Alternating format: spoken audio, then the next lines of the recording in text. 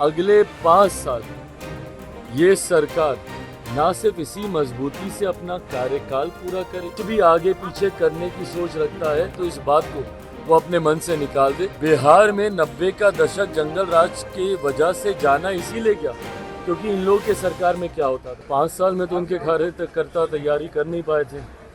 परिणाम सबके सामने, कितनी सीटें लड़े और कितनी जीते हैं ये सब जानते हैं।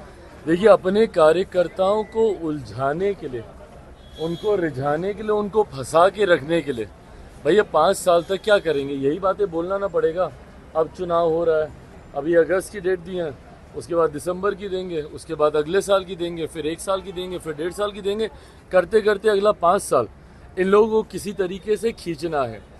हकीकत है, और इस बात को मैं पूरी एनडीए के एक एक घटक दल के बिहाफ पर बोल सकता हूँ।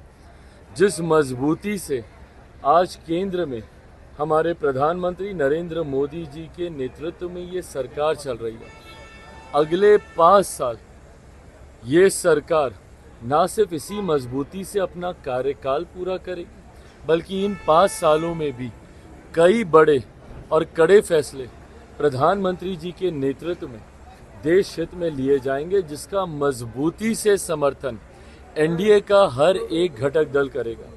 इस बात में अगर किसी के मन में 1% भी शंका है कि कोई भी एनडीए का घटक दल हमारे प्रधानमंत्री जी के नेतृत्व में कुछ भी आगे पीछे करने की सोच रखता है तो इस बात को वो अपने मन से निकाल दे।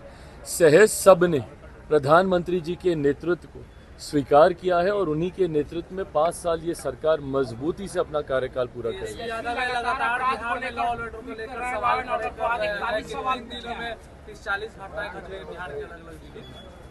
देखिए, मैं इस बात को सफाई इस बात से कतई नहीं दूंगा कि जब इनकी सरकार थी तो क्या होता था।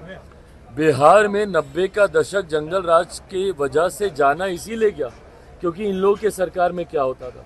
दिक्कत यह है ना कि विपक्ष में जाते ही ठीक है, आप निभाइए भाई, विपक्ष की भूमिका आप निभाइए, पर सकारात्मक विपक्ष की भूमिका होनी चाहिए। आप एक ऐसी भूमिका निभाइए जहां पे लगे सरकार को कि विपक्ष भी साथ में मिलकर प्रदेश के हित की बात करता है। जब किसी बात का श्रेय लेने की बात आती है, नौकरी का श्रेय लेना होगा तो तुरंत आप हर मंच से खड़े होकर बोलिएगा। और जब पुल गिरने की बात आती है, हम लोगों ने तो भैया खड़े होकर नहीं बोला ना कि कौन सा पुल किसके कार्यकाल में बना था। हम लोगों ने तो जानकारी नहीं दी। ऐसा तो नहीं है कि भाई अभी जो 6 महीने पहले जो एनडीए की सरकार बनी है उसी में ही सारे पुलों का निर्माण हुआ। हम तो इस बात को सहज स्वीकार भी करते कि हमारी सरकार है भैया, जिम्मेदारी है हम लोग की। पर ऐसे में जब आप उंगली उठाते हैं तो आप ये भी तो देखिए कि आपके कार्यकाल में क्या होता था। बनिस्बत उसके चीज़ों को बहुत बेहतर किया गया है और आने वाले दिनों में बेहतर किया जाएगा। लॉ एंड ऑर्डर हम लोग के लिए भी चिंता का विषय है और हम लोगों ने भी इस बात के लिए मुख्यमंत्री जी से हम लोगों ने भी आग्रह किया है कि जिस तरीके से लॉ एंड ऑर्डर की का विषय है उस पर हम लोगों को चिंतित होकर कड़े कदम उठाने की ज़रूरत है। पुल गिरे उसको भी लेकर हम सब चिंतित हैं कि गुणवत्ता के साथ कभी किसी तरीके का कोई समझौता बर्दाश्त नहीं किया जाएगा। पर विपक्ष की भी जिम्मेदारी बनती है कि ऐसे में सकारात्मक भूमिका निभाए। राहुल गांधी वो आरोप लगाए थे कि रक्षा मंत्री पर अग्निवीर के शहीदों को मुआवजा नहीं मिले, उस पर सेना के जवानों ने भी जवाब दिया है, ट्वीट किया कि नहीं उनको पैसा नहीं। भाई, ये गलत तथ्यात्मक जानकारी सदन के पटल पर आप रखिएगा और आज की तारीख में आप सिर्फ एक सांसद की भूमिका में नहीं है ना कि आप कुछ भी आए बोले और चले गए। आज की तारीख में से एक संवैधानिक पद पर आप बैठे हुए हैं। एलओपी की पद की एक अपनी गंभीरता होती है और उसको गंभीरता से लिए जाना ज़रूरी है।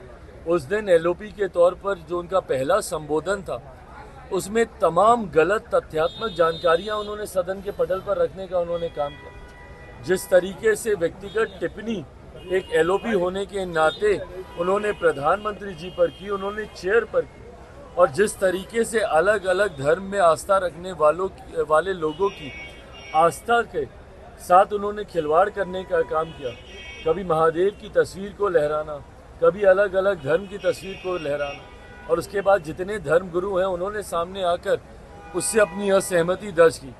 उसी क्रम में उन्होंने तमाम ये गलत तथ्यात्मक जानकारी रखी। जब उन्होंने अग्निवीर का जब उन्होंने जिक्र किया, उसी वक्त केंद्रीय रक्षा मंत्री आदरणीय राजनाथ सिंह जी ने खड़े होकर उस बात का खंडन करने का काम किया।